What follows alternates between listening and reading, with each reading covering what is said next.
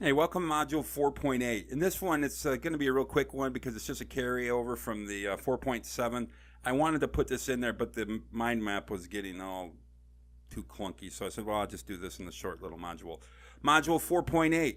This is, like I said, a variation on Module 4.7 when you're reaching out to your golden prospect. In 4.7, I taught you that the subject line is to catch their attention and that boring gets deleted.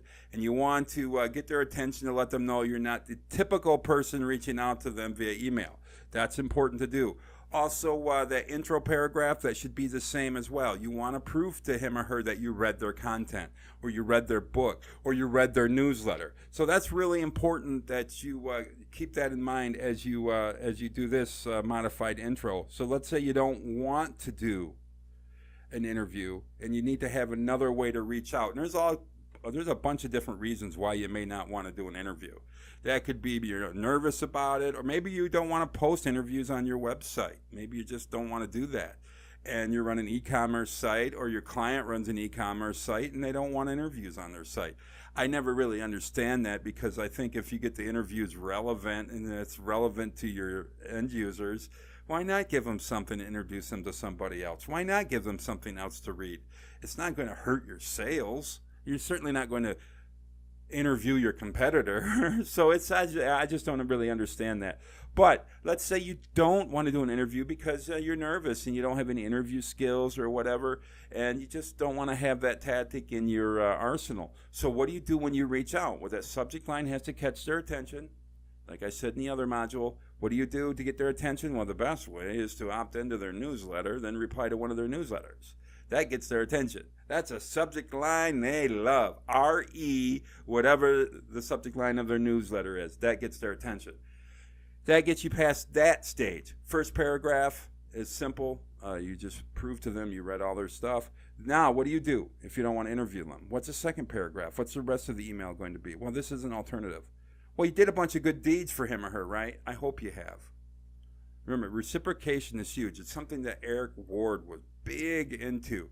He called it preciprocation. We all like to reciprocate. If somebody's nice to us, we're nice to them, right? Hopefully. But preciprocation is being the first person to be nice. And I had never heard that term before until I read Eric's link building book. Preciprocation. And that's doing the work necessary to get the other person to reciprocate. And what you're doing at this point is share the good deeds that you did for him or her and why you did them. And that's simple. So first paragraph, you prove you read their stuff. Now share your good deeds. Let's say you bought their ebook, you loved it. I left you a review. I loved the book so much. I bought 100 copies and I gave it over to this blogger. I hope it gives you some extra business because he's going to give it out as a gift. Or maybe you did something like, hey, I loved your ebook. It was awesome. I left you a review on it, so good luck with that. But I found a newsletter that I thought would be the ebook would really resonate with the readers of that newsletter. I even got you ad space on it. It's supposed to go out next Thursday. I hope it helps, and I hope it brings you a lot of business. And then you have to end with why you did those good things. Because it's kind of weird to say, yeah, I'm the biggest fan. I read all your stuff, and I just, this is what I learned from you, and this is everything I know about you. This is what I did for you. Well, you can't just leave it there.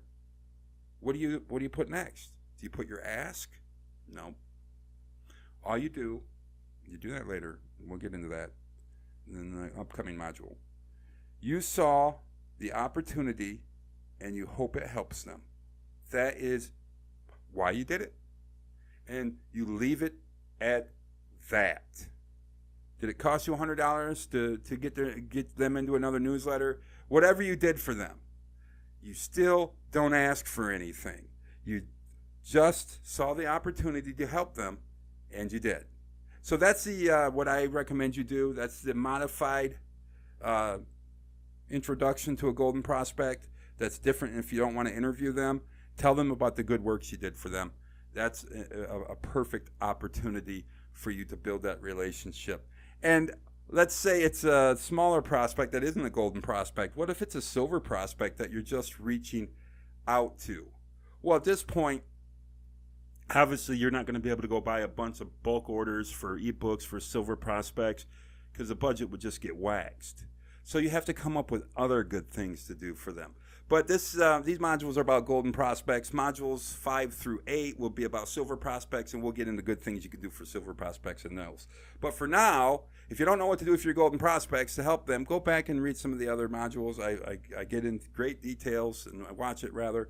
I get into great detail, and that'll give you the information you need.